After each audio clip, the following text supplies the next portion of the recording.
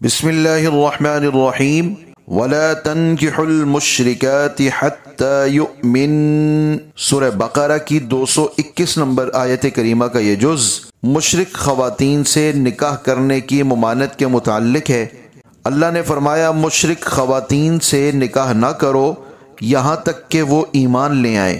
جان لیجئے کہ اسلام اور کفر دو ایسے بڑے خلیج ہیں جو عقائد و نظریات کے ساتھ ساتھ بہت سے ہمارے معاشی، معاشرتی، اخلاقی، خاندانی اور انفرادی معاملات میں اکٹھے ہو ہی نہیں سکتے۔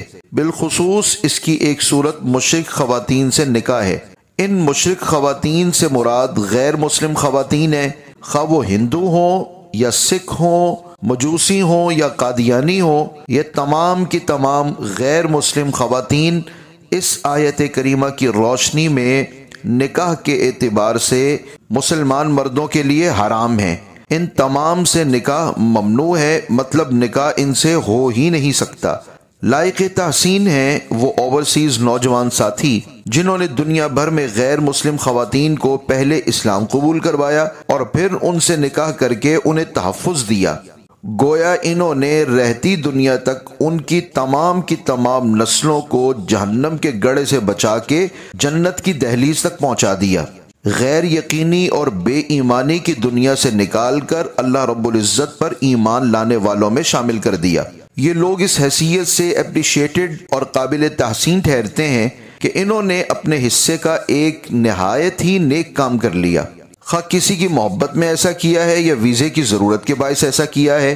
تاہم ایسے مرد حضرات جو محبت کے بہاؤ میں یا ویزا حاصل کرنے کے لیے غیر مسلم خواتین سے نکاح کر لیتے ہیں، ان کے لیے اس آیت مبارکہ میں تعلیم ہے کہ ایسا مت کریں۔